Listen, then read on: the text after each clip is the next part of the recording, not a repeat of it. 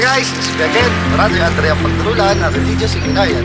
Ngayon po ay andito tayo sa Via Catholica para sagutin ang isa sa mga katanungan ng ating kapatid. Brother, kailan po ba pwedeng pabasbasan ang aming mga palaspas? Pwede po ba na after misa na lamang? Kasi ako'y na-late sa misa. Pwede po bang kahit anong oras, basta araw ng linggo? Bago po natin yan sagutin, ay atin munang ipaliwanag ano nga ba ang linggo ng palaspas. Bago po natin iyan sagutin, paliwanag muna natin ano nga po ba ang ipinagdiriwang sa araw na iyan. Sa araw po ng linggo, ngayong darating na linggo ay ating ipagdiriwang ang Palm Sunday or Palm Sunday of the Passion of our Lord Jesus Christ. So ito po ay pinagdiriwang din ng simbahan ang pagpasok ni Kristo sa Jerusalem. Ito, sagutin natin. Kailan nga ba nagbabasbas ng palaspas?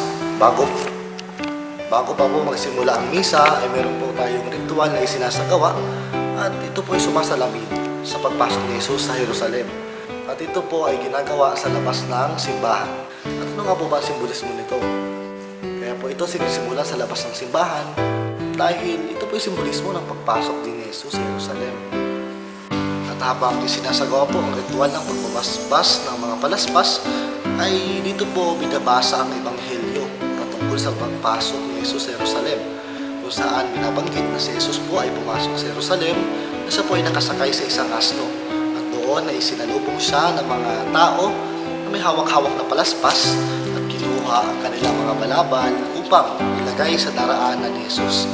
At ito ay simbolismo ng kadakilaan at kapurihan ng ating Panginoong Jesucristo.